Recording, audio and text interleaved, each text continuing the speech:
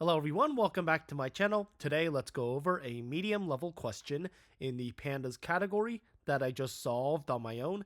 So I'm super happy about this and I'm very glad that I was able to come up with my own solution to this question without any assistance. So let's go over it and let me show you how I did it. So this is question 3808, find emotionally consistent users. And so basically they're asking you to just follow these instructions, and if you do that, then it's actually pretty straightforward. So basically you have all these users and you want to just count how many reactions, making sure they have at least 5 distinct reactions or content items. And then after that, make sure at least try to find the reactions that comprise of at least 60% of the total reactions for that user, and then sort them and round to 2 decimal places. So let's do exactly that. Let's call this result. Let's make an empty data frame and return it. Cool. So now let's create a default dict for counting the number of reactions or the content IDs and the reactions. So let's just go ahead and loop through reactions user ID. So looping through this column, top to bottom. And then we can just say d of r dot append, and let's go ahead and populate the reactions themselves. And then let's create another dictionary for counting, and let's make that a set so we don't count duplicates because there has to be at least 5.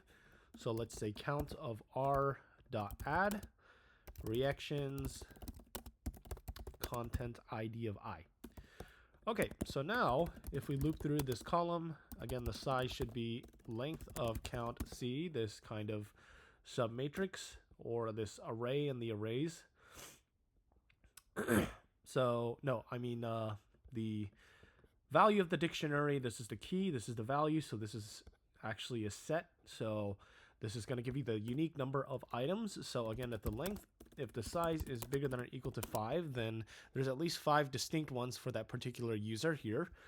And then we can basically just say we're filtering out condition by condition. So we've done this, and then now the job is here to count the number of reactions, at least 60%. So let's call this now is going to be d of c. So this should also be a key in this dictionary. And then let's go through for n and now.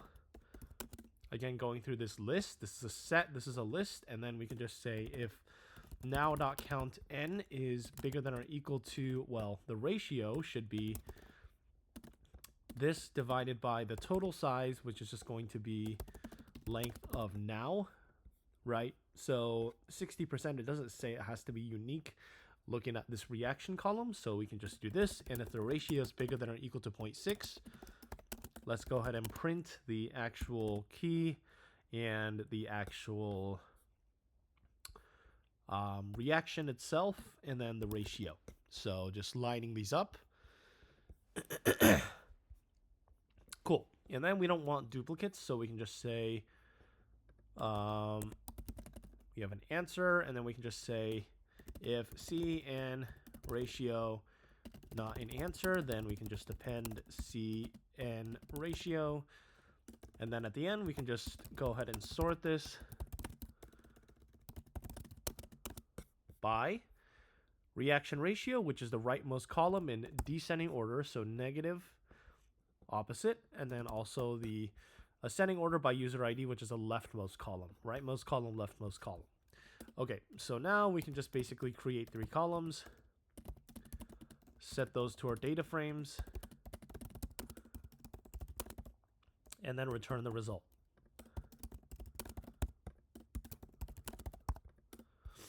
And then results of user ID, so setting each column is A, dominant reaction is B, and then reaction ratio is C. Okay, let's run this. Okay, so looks like we have some rounding errors. So the workaround that I came up with for this is actually, the library is a little bit broken. So if you look at this, then if you think about it, then we can just basically do 100 times ratio plus 0.005, not 0.5, and then divide this by 100, right? So 100 kind of neutralizes the value, and then this kind of just makes it enough so to push it over the edge. And let's run this again. Okay, so that's not correct. Let's actually do this. Let's add 0.005, and then ratio is 100 times ratio divided by 100. Let's see if that does it. Nope. Okay. So let's actually do it like this.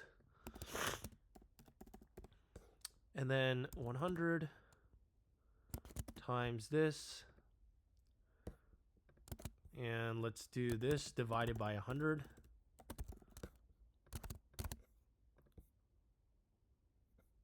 And then we can do round ratio. No. Okay, let's see what's going on. So this is the base value, which is fine.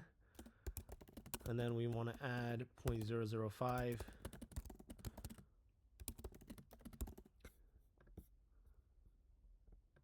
Let's do this. Okay, so that's fine.